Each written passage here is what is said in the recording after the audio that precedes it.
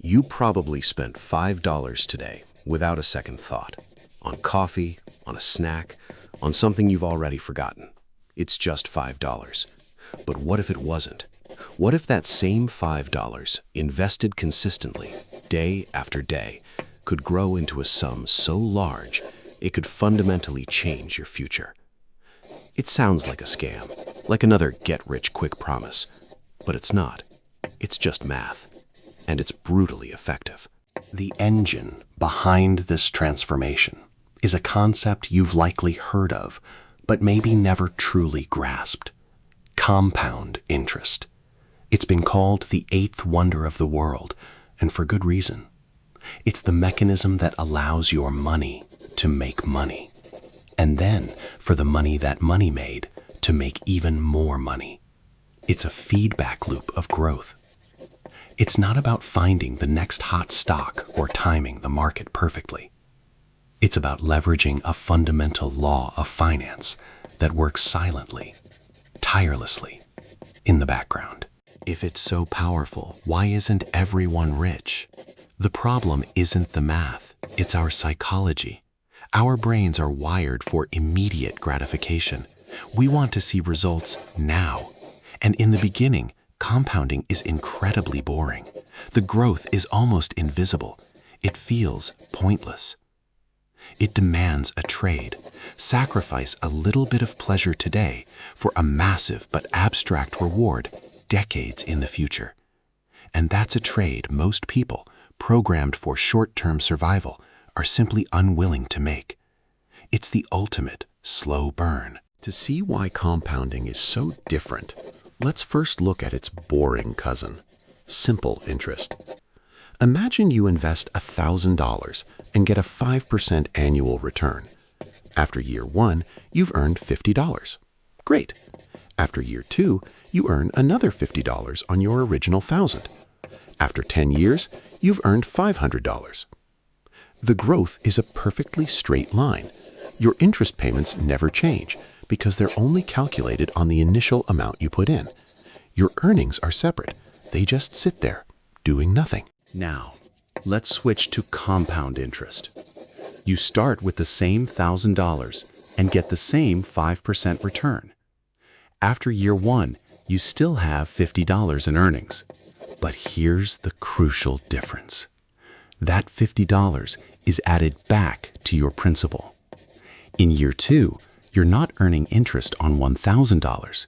You're earning it on $1,050. So you earn $52.50.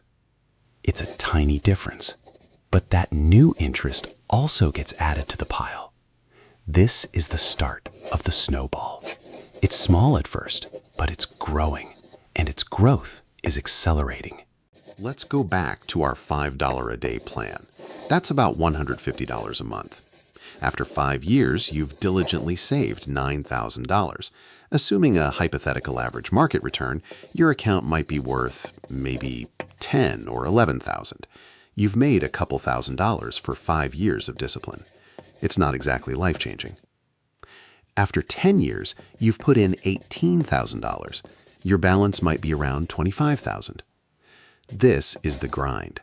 This is the phase where most people lose faith, get bored, and quit, because the reward just doesn't seem worth the effort. But if you stick with it, something incredible starts to happen. Let's fast forward to year 20.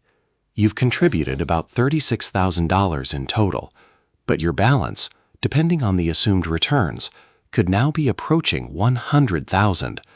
More importantly, a critical tipping point has been reached. The amount your money earns in a single year from compounding could now be more than the $1,800 you're adding. Your money is officially working harder than you are. The snowball is no longer just a snowball. It's becoming a force of nature. Now, for the truly mind-bending part, the final decade. Let's look at the period between year 30 and year 40.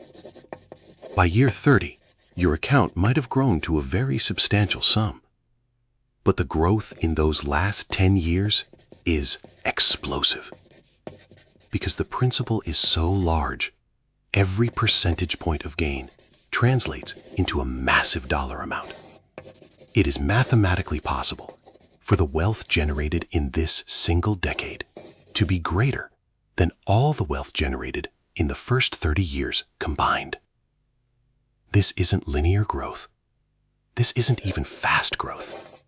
This is an avalanche of wealth created by decades of patient accumulation. Okay, time for the reality check. These numbers are based on hypothetical averages. The single most important variable, the rate of return, is not guaranteed. Markets are volatile. There will be years, even decades, where returns are below average or negative. This is a crucial disclaimer. Past performance does not predict future results, and all investing involves risk. Furthermore, our simple model ignores three silent wealth killers: inflation, which erodes the future purchasing power of your money, taxes on your investment gains, and management fees, which take a small but significant slice of your portfolio every single year.